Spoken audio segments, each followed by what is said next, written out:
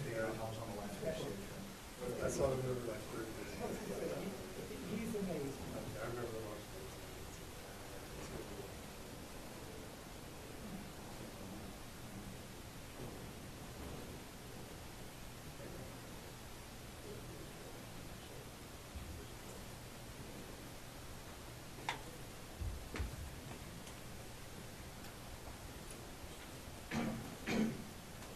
Need a bigger room.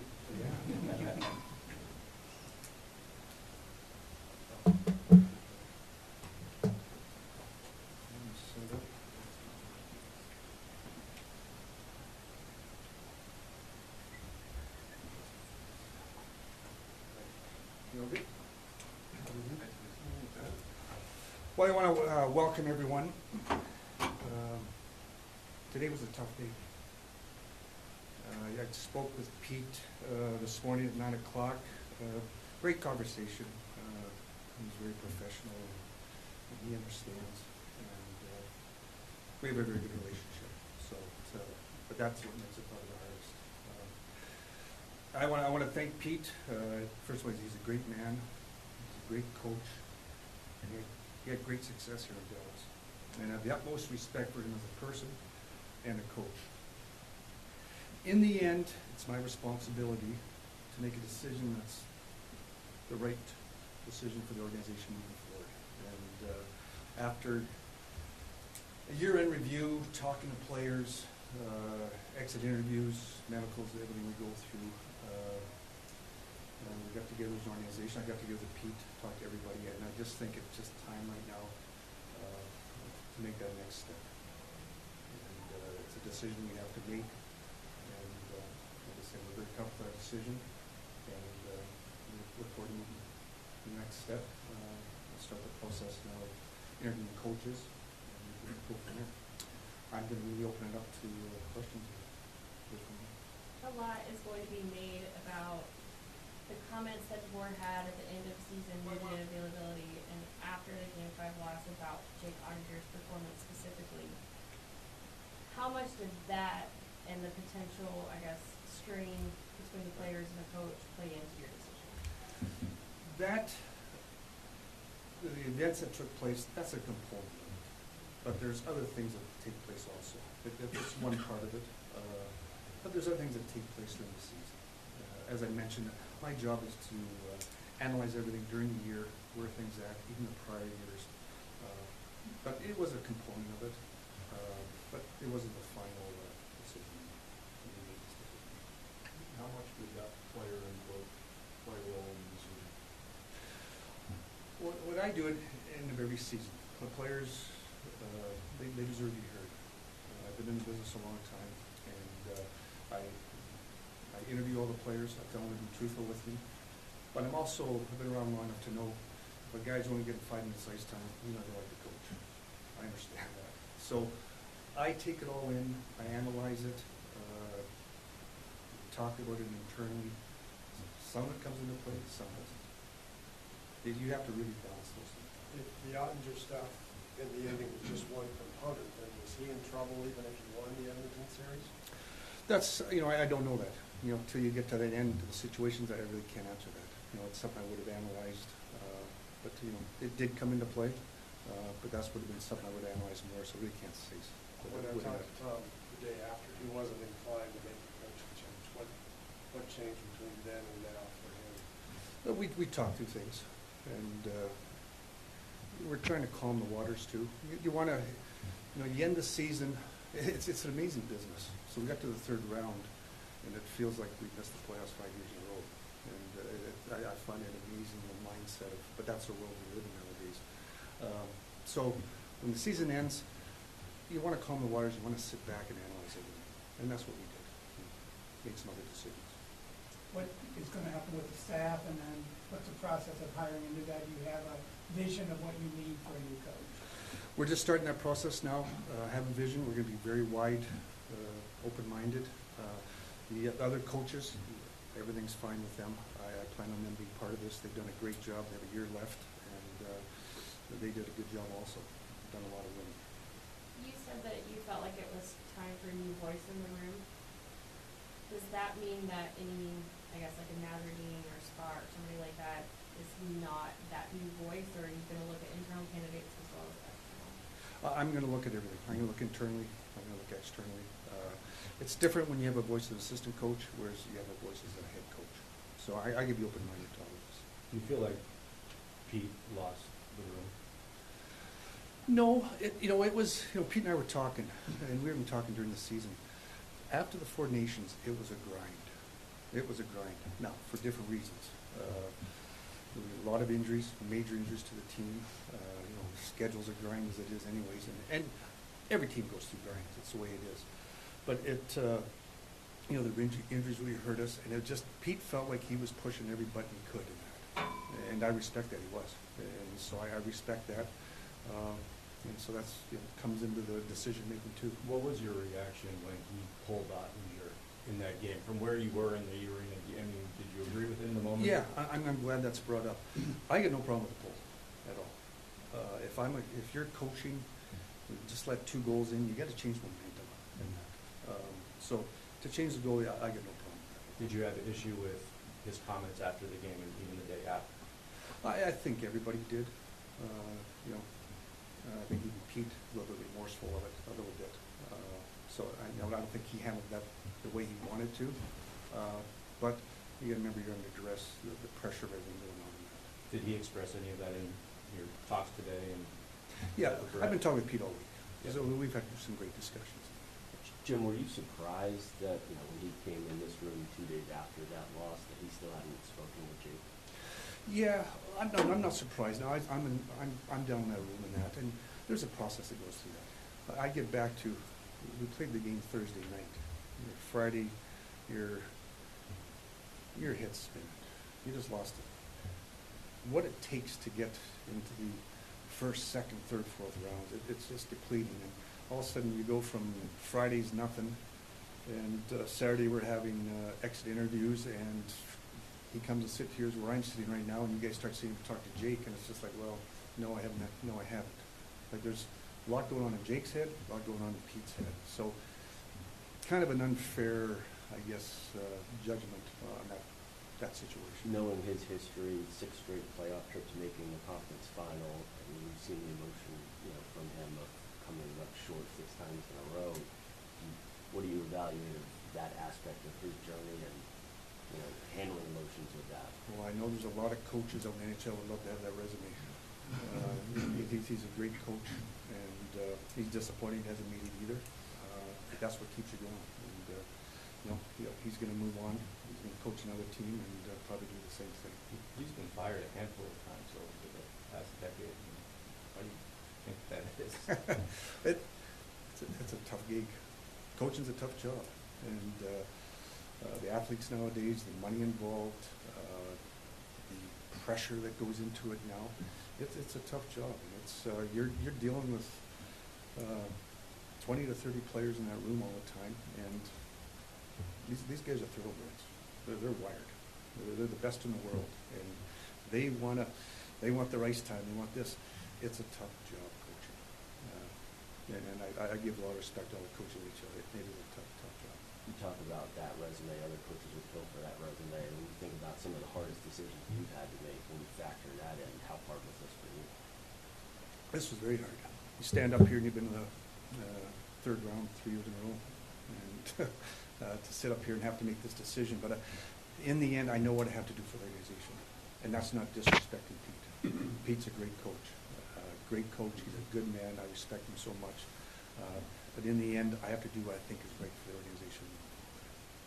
Is there with a team that's been this close, is there an inclination to lean toward a veteran coach as opposed to somebody who hasn't coached, head coach in the NHL? We're talking about that internally, but I want to be open-minded.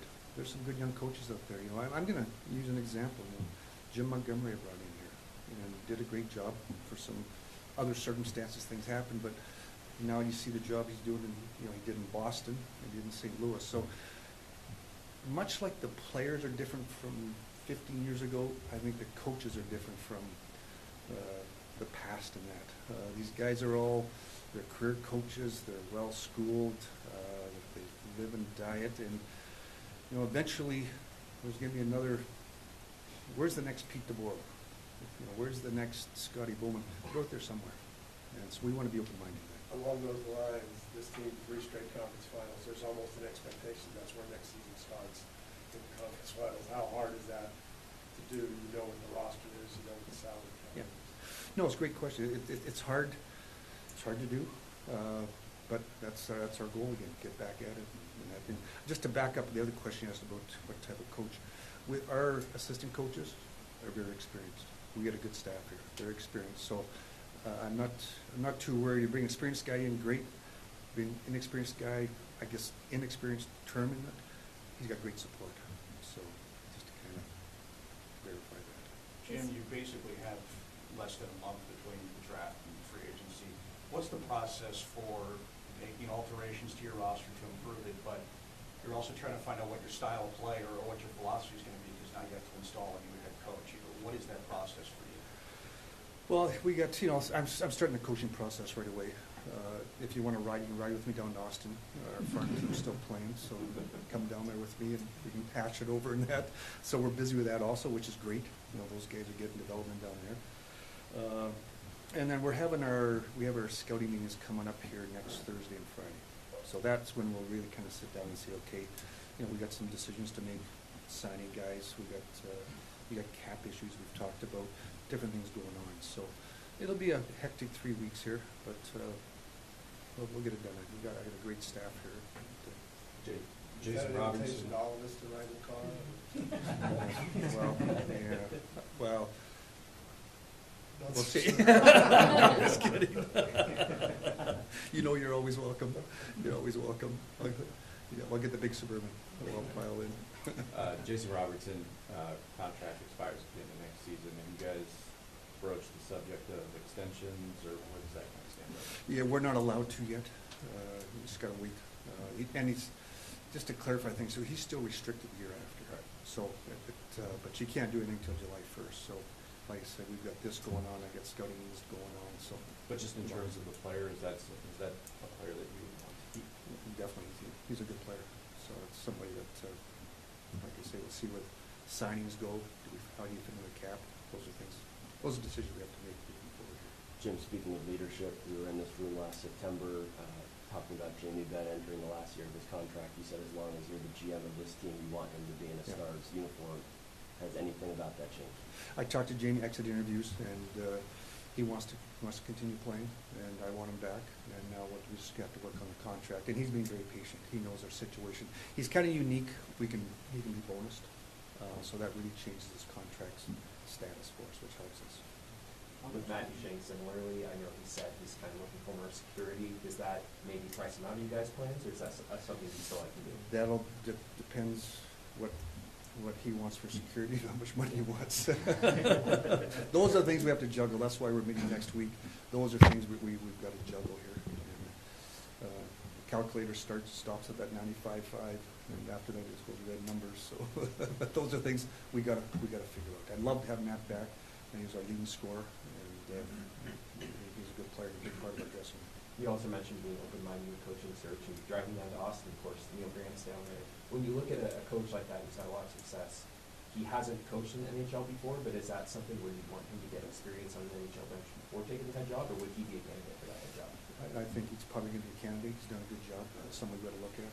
And like I said, all he's gone down there, all he's done is won and developed. And that's not easy to do in that league. It's a tough league. And we've had different rosters. We've gone from, you know, the Borks and Stankovens and Harleys, some of the best young prospects in the world there, to now a little bit more of the free agent style and older, and he keeps winning and he keeps developing players. We got some young kids down there that we signed as free agents out of college, and now they're playing great. And so he does a good job. Yeah, Pete, what's your take on from the end of the Winnipeg series when this team was on a high to the disappointment of the Edmonton series? How did you view that? Well, every series is unique in itself. Every series is a grind. You know, you got to remember who we played. You know, we played Colorado the first round. They could still be playing. That's how good we are. They could be a Stanley Cup champion. Winnipeg Jets, same thing. Could be Stanley Cup champions, best team in the league all year.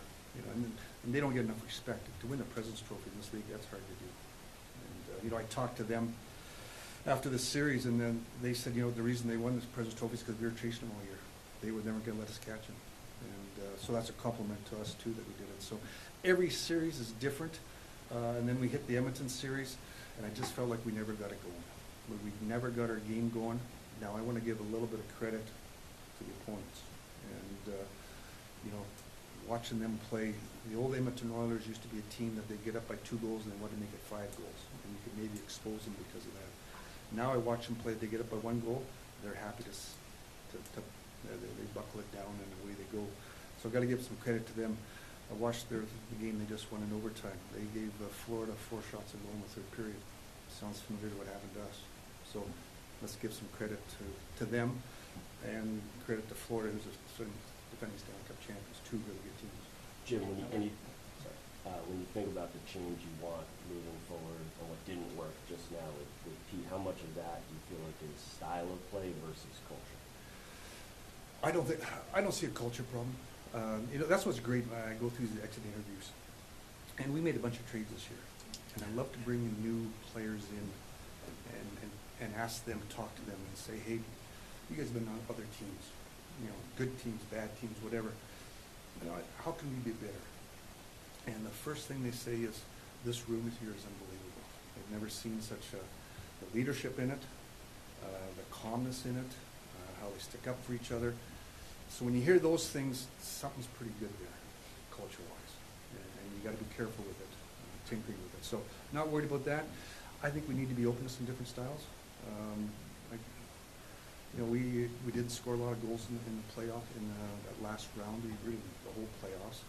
Do we need to look at something different in the offensive zone? Do we need to look at something different how we move the puck? Those are things we've got to sit and discuss. Those will be some of my questions as I speak with the next potential candidates and go from there. To that end, you see sometimes a lot of teams will make decisions hastily and rely on player input, but as you just mentioned, this group, a lot of leadership, veterans, guys who've been doing this for a long time. I mean, is there concern or any fear that maybe you're relying too much on player input to make this decision, or is it because of that group you feel confident and convicted in what you're doing? Well, like I said, I've been around a long time, so I know what's sincere and what's not in the room with the input. But I also go back to just how can I back that up when I'm saying to you? We've been one of the top 5, 10 teams in the league in the last 4 or 5 years. So something's going right. If it wasn't, there'd be a hole in the dike here somewhere. So a lot of things 3 years straight Western Conference doesn't seem to hold much pedigree anymore, but that's hard to do. So that's where I listen. Like I said, I know when there's noise out there, when somebody's self-serving, but I also know when guys are sincere and what they believe in. And I back that up with results of what the team's done. That's all I can do. And what you said is also true. You got to be careful on both ways. You can start tinkering. You can start. I remember back in my Detroit days, we'd lose what we're going through. We'd lose in the 2 years in a row in the 2nd round or 3rd round, and losing the finals, and everybody wanted to blow it up. We were too slow. We weren't big enough. And I remember Kenny and I sit down and say, you know what? It's a pretty good team. Let's be careful because you can go backwards awful quick in this business. You got to be real careful. Every NHL opening that we see, there's a tendency for the same set of coaches to get rehired. I guess, from your perspective, would you even look at or consider a European coach, given how many European players you have on your team? Yeah. No, we've discussed it. The year when we hired Pete, we actually interviewed a European coach. And so we're open to that. You got to make sure they got a little bit of experience because just put yourself, first time you're working and you start traveling around to these rinks and you don't know how, where do you get in the dressing room and how do you get in the back door. And you got to remember players are watching this too. They want to see, does this guy know what he's doing? So it's a fine line, but we've looked into those. Yes. Jim, you mentioned, just now when you hired Pete, you casted a wide net then. Are you 2 or 3 steps already down the searching route? Because I'd imagine you already had built a list of names, 3 years ago. You've done this recently. So Yeah. Does that make this easier, I guess? Yeah, I don't know if it's easier, But more efficient. I wish I wasn't doing it, but We have a list, and we talk internally all the time about this. We even, in our scouting meetings, we'll talk to our scouting staff, and we ask them, these guys that scouts are out there all the time, who's the up-and-coming coach? You know, who's in Kitchener or Barrie, Ontario right now that's an up-and-coming coach? Who's out in Medicine Hat's an up-and-coming coach? We're always, as we scout players, we try to do the same with coaches. How much did you come out of this process feeling that a conference final was the ceiling for you? No, I don't look at it that way. Yeah, no. Pete's going to win a cup. You know, unfortunately, won't be here, but he's going to win a cup. He's a good coach. He is a good coach, and I think he learns every time. You know, we talked about his resume. He's been fired a few times. I think he's learning each time when that happens. He's open-minded that way, so he's a good coach. You came up as an executive in the Scotty Bowman era in Detroit. I wonder what your definition of coaching stability is. Do you feel like that's kind of eluded you in your time here, and how much would you like to have a coach that's here 5, 6, 7, 8 years? Well, I'd love to have somebody be here that long. It's just it's a tough business. It is a tough business, and it's getting different now too. Money comes into play now. You know, coaches are making big money. There's different factors that come into play, and I get back to it's coaching, and I'm not only talking about hockey. I think at every level, it's a tough job nowadays. With I don't want to say the new athletes, but they're well educated. They know what they're doing, and they know where they want to get to. When you think back on this past week, weighing this decision, was it back and forth? Were there times you thought that you would bring Pete back, and when did you ultimately make this decision? Yeah, no, it was going back and forth. It was tough. I could get back to him, sitting up here, and I just led a guy that went to the conference finals 3 years in a row, and not easy to do. And I want to be careful. You can take a step backwards. As I've talked about with players, you can take a step backwards pretty fast. And so, in the end, we had internal discussion. I talked to Pete, talked to all the staff and that, and in the end, we had to make a decision that we thought was best for the organization. What was Pete's reaction? He was very good, very professional. He was very good. He's, like I said, he's a good person. Him and I had a great relationship. We still have a great relationship, and he handled it very well. You talked about maybe looking at some things and wanting to tweak them. Is one of those things the response to players like the Sasha Snowball Higgins? Is that something that maybe you'd like to see more of a response to? No, I'm less worried about that. You know, I can address that. You remember, we're in the Stanley Cup play. You know, trying to get to the Stanley Cup Finals, and yeah, there was a slash. He was penalized for it. Now it ends up breaking his foot, so it's worse than what we thought. But you got to remember, during those games, I think the game was 2-1 at the time, and you start doing something stupid. You get to the point in the playoffs, you start doing things stupid, it's going to cost you. And so you really, it's a fine line. The players weren't happy about it. Don't worry, they'd love to go, but in the end, you got to try to win. If we got up maybe 4-0, 5-0, different story. But we never got that opportunity. And on that subject, are there other injuries that maybe we don't know about that players were dealing with during the games? Tyler Sagan had a shoulder injury that was bothering him.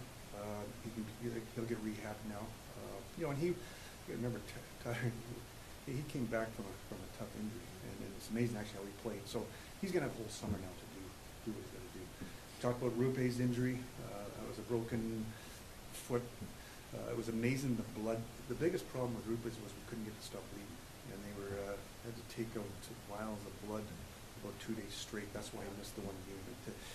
Where it broke the bone, it just kept bleeding. So it was just, you know, the way it broke, it just kept bleeding. So they had to take out vials. So that, and then Liam Bischel,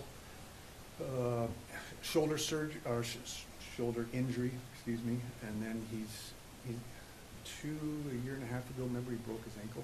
He had a plate put in, and he's getting that. Actually, getting out today. Has been taken out today. Have you had a chance to speak with Jake about that moment and just where his confidence and how he's comprehended that moment? Yes, yeah. No, I spoke with Jake. Good conversation. Yeah. What was his sort of reaction or mentality? Well, I think you guys saw him. I think he's disappointed. You know, he's got a lot of pride. You know, that's what I talk about, you guys being wired. He's got a lot of pride, and I don't think he understood that he was gonna get pulled and stuff too. Those things happen. But it was just I guess the piling on, that he wasn't comfortable with. I can't do that.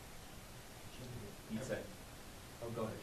Every time you've made an off-season coaching change has been after missing the playoffs or getting knocked out in the first round. Now you're making one after making 3 straight conference finals. Does this one feel significantly different than all of those? They're all different, all for different reasons. You know, they've all got, you know, either it was a situation where I just didn't believe in the coach anymore, situation where he wasn't the right fit for the team, or a situation where it's just timing and it just doesn't feel right in the other one. You have time for 3 more questions. Pete said after game 5, he said he wasn't sure if he would call this year's team the best team of the 3 that he's coached. How did you view this team? How did you view this team over the last 3 years? Did you think this was the best team in the last 3 years? I think when you look at it skill-wise, yes, it was a good team, real good team. You remember Miro didn't come back until late in the second round, and Robo was really never himself until probably the last 2-3 games. So Major were 2 of the best players. But that hurts, and that's part of the process of winning. You got to get a little bit lucky sometimes too. And we thought we were getting lucky because we were starting to get healthy, but we didn't quite get up to speed against them. Personnel-wise, what more can this team do to kind of get over that hump? You just keep getting at it. You know, you got to remember the age of our group. You know, the Wyatt Johnson. It's probably the first year that Wyatt went through a little bit of controversy in the playoffs. You know, he wasn't himself, but the league knows him now, and that's where he's going to take the next step. So we had different situations. We had a lot of guys that, for different reasons, didn't get their game going, and they're going to learn from that and come back at it. One final question here. What do you learn about Miko? And what role does he play going forward? Obviously, he's a big centerpiece of everything for the next 8 years. Well, and Miko was, as advertised, maybe more. What really impressed me with Miko was his leadership. You know, overall, the Finns are a pretty quiet group when you see him around in that. He's pretty vocal. I really enjoy. He's wired. He's very disciplined. I haven't seen. He's as disciplined an athlete as I've ever seen. He knows what he's doing. He's got a plan. His preparation, pretty impressive. And like I said, he's everything we thought he'd be, and we saw him in the playoffs. Thank you, Jim. We appreciate your time. All right. Thanks, guys. Thanks, everybody. Thank you, and enjoy the summer. And I'll be talking in the next 2-3 weeks. No. You have the phones here. Jim, did you guys ever disclose what Robert's was?